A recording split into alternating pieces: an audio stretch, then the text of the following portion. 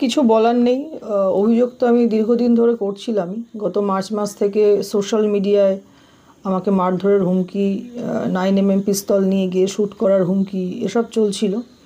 তো জনপ্রতিনিধি পরে প্রথমে একজন সাধারণ নাগরিক এবং পরিবার আছে সেজন্য একটু আশঙ্কিত ছিলাম, প্রশাসনের বিভিন্ন স্তরে জানিয়েও ছিলাম। এবং আপনারা জানেন ঘটনা কি ঘটেছে ক্যাম্পের বাইরে, সবটাই আপনারা জানেন। তো প্রশাসন যে তৎপর হয়েছেন এবং দায়িত্ব সহকারে অপরাধীদের চিহ্নিত করেছেন, এজন্য আমি প্রশাসনকে কৃতজ্ঞতা এবং ধন্যবাদ জানাবো।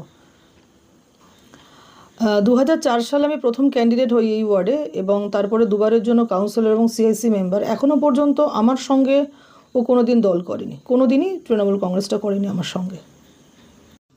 অস্ত্রসহ গ্রেপ্তার তৃণমূল কর্মী জয় ঘোষ, আতঙ্কের অভিযোগের কাউন্সিলরের। সোনারপুর থানার পুলিশের অভিযানে আগ্নেয়াস্ত্রসহ ধরা পড়ল এক যুবক। ধৃতের নাম জয় ঘোষ।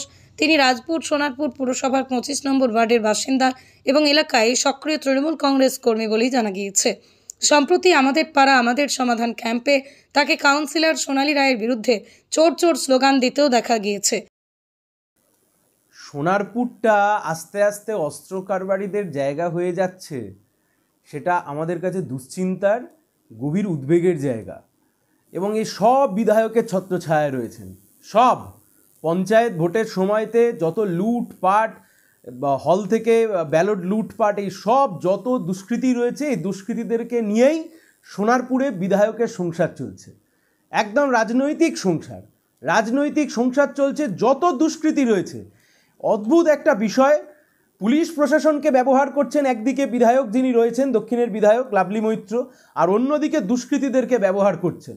আর নিজেদের মধ্যে এই খেয়েই একটা কাউন্সিলর বনাম এমএলএ, এত খেয়েই চারিদিকে গোটা রাজ্য জুড়ে চলছে, সোনারপুরেও একই অবস্থা। এত খাওয়াখাই কিসের জন্য, কোন কারণে? দুটো গ্রুপ করে গোটা সোনারপুরের একটা শান্তির অবস্থানকে বিঘ্নিত করছে বিধায়ক। এবং সোনারপুরের বিধায়ক তিনি সবাইকে নিয়ে চলতে পারছেন না। সোনার